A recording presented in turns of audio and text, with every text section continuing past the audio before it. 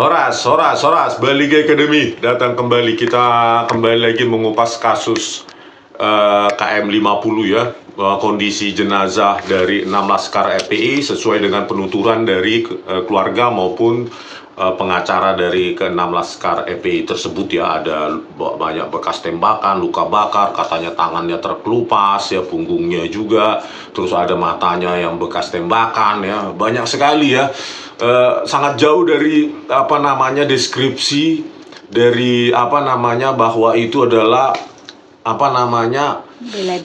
pembelaan diri ya, pembelaan diri karena terpaksa gitu ya, jauh sekali. Bagaimana ya logikanya para hakim ini ya? Kita sebagai publik, memang kalau sudah ada niat buruk, memang sesuatu yang gampang pun jadi susah ya di republik ini ya. Oke, jelasnya bagaimana ini kondisi keenam jenazah laskar FPI ini ya. Oke. Ini saya ambil dari bisnis.com ya. Komisi Hukum Dewan Perwakilan Rakyat DPR menggelar rapat dengar pendapat umum dengan keluarga 6 anggota Laskar FPI yang tewas dalam insiden bentrokan dengan polisi di Tol Japek Senin 7 Desember 2020. Dalam pertemuan yang digelar Kamis tanggal 10 Desember 2020, 4 perwakilan korban menceritakan kesaksian mengenai kondisi jenazah. Keluarga dan kuasa hukum mencurigai adanya tanda-tanda kekerasan. Kuasa hukum FPI, Aziz Yanuar, bersedia menunjukkan bukti-bukti berupa foto maupun video yang mendukung kondisi di jenazah. Perlu diketahui bahwa keluarga awalnya tidak pernah mengizinkan otopsi dan juga tidak mengizinkan dimandikan. Akan tetapi, pihak kepolisian melakukan itu sepihak. Jadi keluarganya lewat kuasa hukumnya ini, Aziz Yanuar ini mengatakan sebenarnya keluarga tidak mengizinkan otopsi itu ya, dan tidak mengizinkan dimandikan itu. Bisa jadi ya, kalau pemahaman saya, bisa jadi keluarga ini tidak percaya gitu loh kepada kepolisian. Mereka ingin melakukan otopsi di tempat yang netral seperti rumah sakit TNI Angkatan Darat, TNI Angkatan Laut, dan TNI Angkatan Udara ya. Jadi memang lebih netral harusnya gitu loh. Jadi jangan nanti yang dituduh pelaku ada polisi di rumah sakit polisi ya. Siapa yang percaya seperti itu? Harusnya kan di zona netral, biar hasil otopsinya juga bisa diterima oleh publik ya. Oke, lanjut. 6 laskar FPI meninggal dalam bentrokan dengan polisi. Mereka adalah Andi Oktiawan, 33, Faiz Ahmad Syukur, 22, Ahmad Sofyan alias Ambon, 26, Muhammad Suci Kadafi, 21, dan Lutfi Hakim, 25, dan Muhammad Reza, 20 tahun. Kepala Instalasi Forensik Rumah Sakit Polri Kramat Jati, Arif Wahyono, sebelumnya menyebut temuan lebam pada tubuh jenazah 6 laskar FPI itu bukan dari hasil tindak kekerasan, melainkan lebam mayat biasa. Ya, jadi pengakuan dari kepala itu ya, instalasi forensik itu, Arif Kramat Jati ya, Arif Wahyono ya, tentu ya mengatakan itu bukan hasil dari kekerasan, melainkan lebam mayat biasa. Makanya saya bilang harusnya otopsi di tempat yang netral, atau setidaknya dihadiri oleh ahli forensik juga, medical forensik juga dari pihak keluarga, atau dari pihak yang netral gitu loh. Seperti kasus Brigadir Joshua kan dilakukan ekshumasi lagi ya, kasus Brigadir Joshua kan karena nggak percaya gitu loh ya, dibongkar ulang lagi baru di otopsi ulang gitu loh ya, karena ketidakpercayaan publik gitu loh ya kan, karena yang melakukan polisi di rumah sakit polisi ya. Sama saja anak berantem tapi wasitnya bapaknya teman.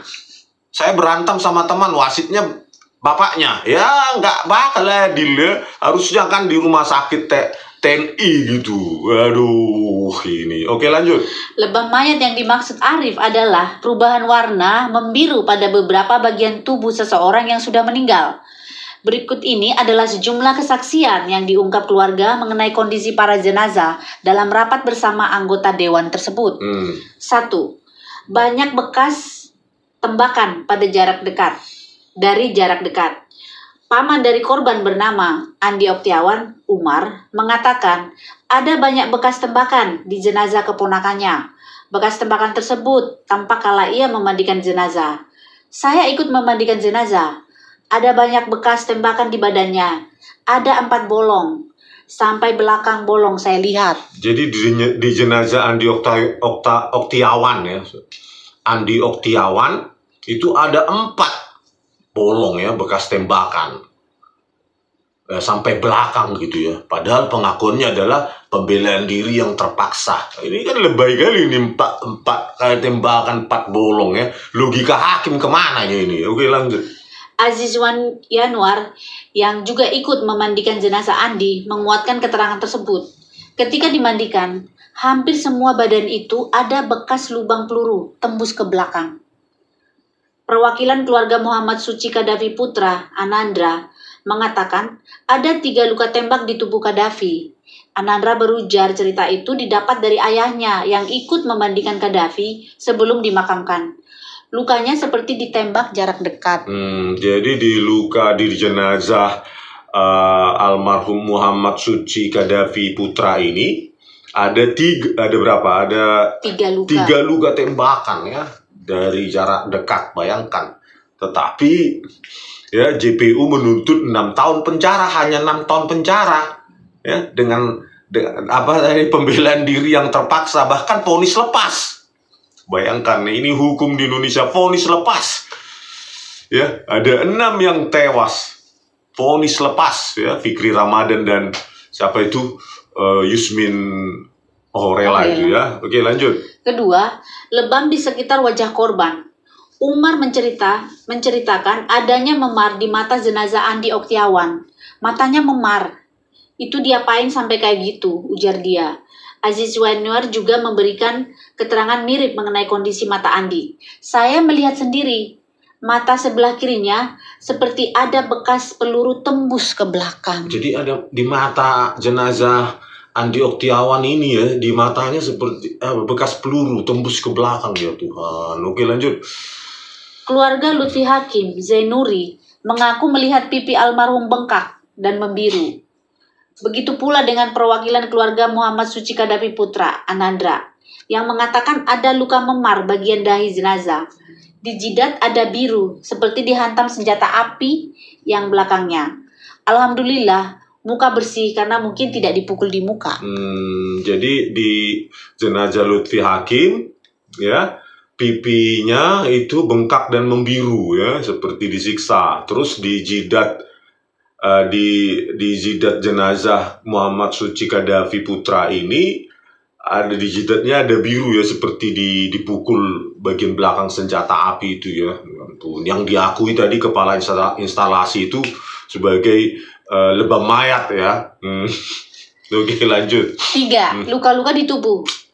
Kuasa hukum EPI Aziz Yanuar yang juga ikut membandingkan jenazah Andi menyatakan adanya bekas dugaan siksaan di tubuh jenazah.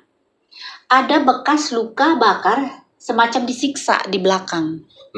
Di jenazah Andi Oktiawan itu ya, ada bekas luka bakar semacam disiksa di bagian belakangnya ya. Aduh, terus. Kemudian seperti terseret, terkelupas gitu kulitnya, ujarnya.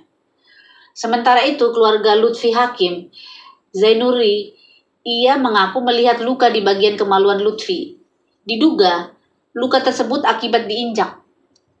Ia juga menyebut adanya luka di beberapa bagian lain tubuh Lutfi. Misalnya, kulit bagian tangan dan belakang tubuh yang terkelupas.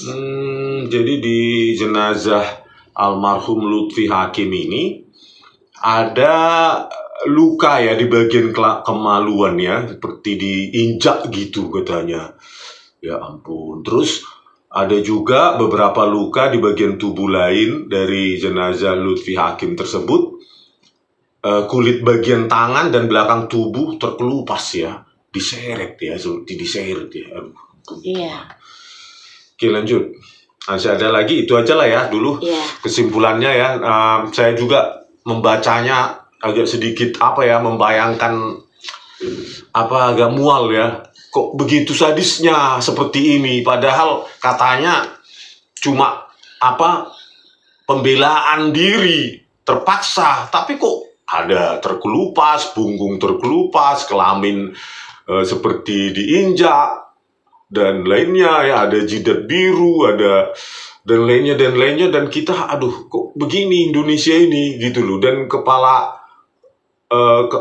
rumah sakit instalasi Polri itu kok mengatakan cuma lebam mayat. Makanya saya bilang, seandainya saat itu di otopsi di tempat yang netral, zona yang netral, di rumah sakit TNI atau lainnya, ya mungkin akan didapatkan gambaran yang utuh ya. Padahal otopsi itu penting sekali ya terhadap tubuh untuk menggambarkan, memprediksi, menganalisa kejadian yang sebenarnya ya. Bukan di rumah sakit polisi, karena pelakunya polisi ya. Gitu loh. Aduh Pak, aduh sekali lagi saya serukan kepada Bapak atau Kakak Natolius Pigai, Menteri HAM sekarang, ayolah Pak, dibuka ini Pak, jangan ditunda-tunda lagi Pak. Kalau ini tidak dibongkar, maka akan terulang lagi penyiksaan, pembantaian semacam ini kepada anak-anak manusia. Kalau salah anak manusia tersebut, anak bangsa tersebut, jangan dibantai, jangan disiksa, ya. Majukan ke meja sidang, biar kita tahu apa motifnya, kenapa dia berbuat seperti itu, ya, jenis sama gravitasi kesalahannya. Begitu, itu kita negara hukum. Aparat hukum adalah alat hukum, alat negara. Negara punya hukum. Ayo, Kakak Natolius Pigai ya, kami tunggu actionnya, ya. Karena sudah 2 bulan ini, paling tidak ada pemanasan bentuk tim investigasi itu, ya, khususnya KM50 ini. Oke, sekian dari kami, Baligi Academy di tepian dan toba yang indah. Horas!